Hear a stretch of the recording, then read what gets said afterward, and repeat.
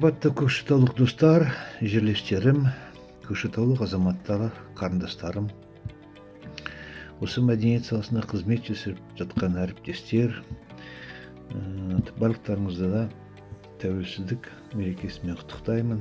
Әсіресе ұмытып кетіп бара жатыр екен мына ескерткіштерді көздің қарашығындай қызғыштай қорғап жүрген мына ескерткіштер қорғау инспекциясының азаматтарына да ерекше құттықтау жасағым келеді.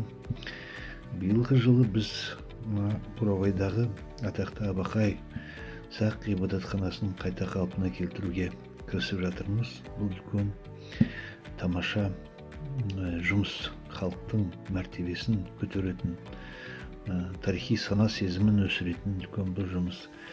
Осындай жұмыстардың барысында біз өзіміздің тәуелсіздігімізді нығайта түсеміз. Тәуелсіздік деген қазақ халқы үшін бір алтын қазына деп айтсақ болады. Бір хрусталь ыдыс деп айтсақ болады. Хрусталь ыдыс болғаннан кейін оны аман есен сақтау біздің міндетіміз барлығымыздың. Тәуелсіздік бізге оңайлықпен келген жоқ. Күні кеше 20 ғасырдың басында, осыдан міне 100 жыл бұрын осы тәуелсіздік үшін біздің алаш қайраткерлері күресті. Қазақтың ең саңлақ азаматтары осы алаштың ең зиялы қауымы осы тәуелсіздік үшін құрбан болды деп айтуымызға болады. Оның алдында барлығымызға да үлгі Кенесары қозғалысы бар. 10 жыл бойы ат үстінен түспей осы тәуелсіздікті қорғады. Күші жетпегеннен кейін амал жоқ жеңілді Ресей империясынан. Сондықтан да тәуелсіздік бізге оңай келген жоқ. Тәуелсіздікпен біз қуануымыз керек. Тәуелсіздік біз үшін үлкен қазына деп отырғаным, бүкіл әлемде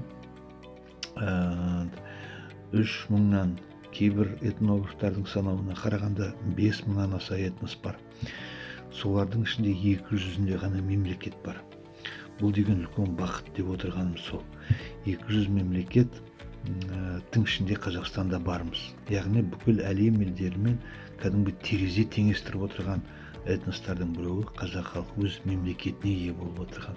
Сондықтан да бұл тәуелсіздікті біз сақтауымыз керек. Өйткені тәуелсіздік бізге әлемнің алдыңғы қатарында болуға мүмкіндік беріп отыр. Тәуелсіздік біздің тілімізді сақтауға мүмкіндік берді. Осы тәуелсіздіктің алдында 80-ші жылдары біз тілден айырылып баратқан халық едік. Мәдениетімізден айырылып баратқан халық едік. Құдайға шүкір, тәуелсіздіктің арқасында біз тілімізді де қайтадан қалпына келтіріп жатырмыз. Мәдениетімізді де көтеруге мүмкіндік алып жатырмыз.